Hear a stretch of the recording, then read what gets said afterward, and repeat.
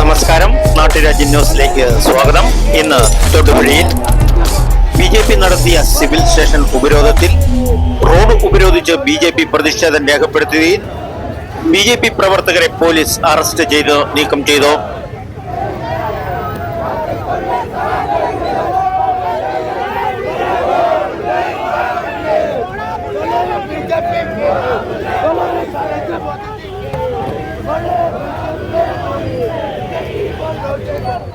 இடதுசாரி அரசாங்கம் ராஜிவெக்க வேண்டும் என்று ஆവശ്യപ്പെട്ടുകൊണ്ട് பாரதிய ஜனதா கட்சியோட தலைமையில் நடந்து கொண்டிருக்கிற போராட்டம் மிகப்பெரிய பக்த கோடியுடைய ஆதரவோடு செயல்பட்டுக் கொண்டிருக்கின்றோம்.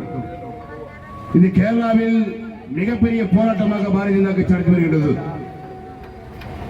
6 கிலோ தங்கத்தை மணிமேடைக்கு முன்னால் அதனுடைய நிலப்படியாக செய்து வைத்த தங்கத்தை அதனுடைய அளவுகளை மாற்றி அவரை கலை செய்வதற்காக கொண்டு செல்லப்பட்ட இடத்தில் 5 கிலோ தங்கத்தை கொள்ளையடிச்ச களவாணி அரசாங்கமாக இடதுசாரி சர்க்கார் மாறிக்கொண்டிருக்கிற போது பக்தர்களை கொள்ளையடித்துக் கொண்டிருக்கிறார்கள்.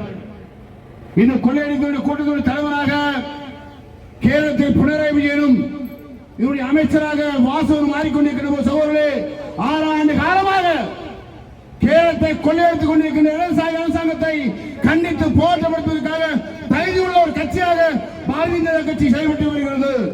ஆனால் காங்கிரஸ்காரர்கள் சமரசமில்லை. காங்கிரஸ்காரர் போராட்டப்படுத்துவது என்னவென்றால் இவனும் களவாணி அவனும் களவாணியாக 2 களவாணி ஒன்று சேர்த்து கொண்டு தெய்வத்தை கொள்ளையடித்துக் கொண்டிருக்கிறார்கள்.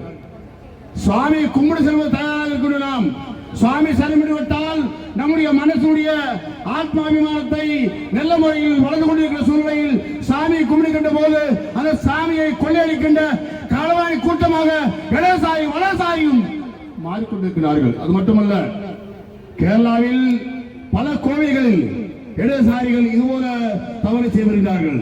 தங்கத்தை களவாண்டுகிறார்கள், பணத்தை கொள்ளையடிக்கிறார்கள். இந்த அரசாங்கத்துக்கு தலைமை எடுக்கிறவர் யார் கேட்டால் இடதுசாரி CPM அரசு கட்சியுடைய தலைவராக செயல்பட்டுக் கொண்டிருக்கிறார்கள்.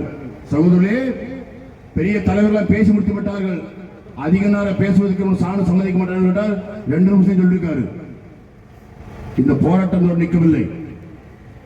சபரிமலையுடைய ஆச்சாரத்திற்காக ஆயிரக்கணக்கான தொண்டர்கள் கேரள மண்ணில் ஆயிரக்கணக்கான தொண்டர்கள் போராட்டம் நடத்தி கேஸ் நடத்தி கொண்டார்கள்.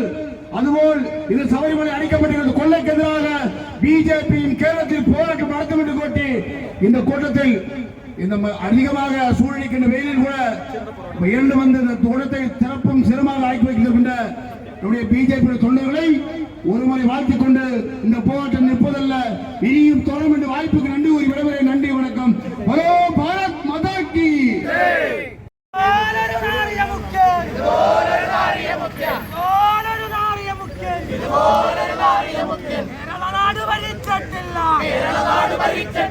അറിയ മുഖ്യ പിണറായി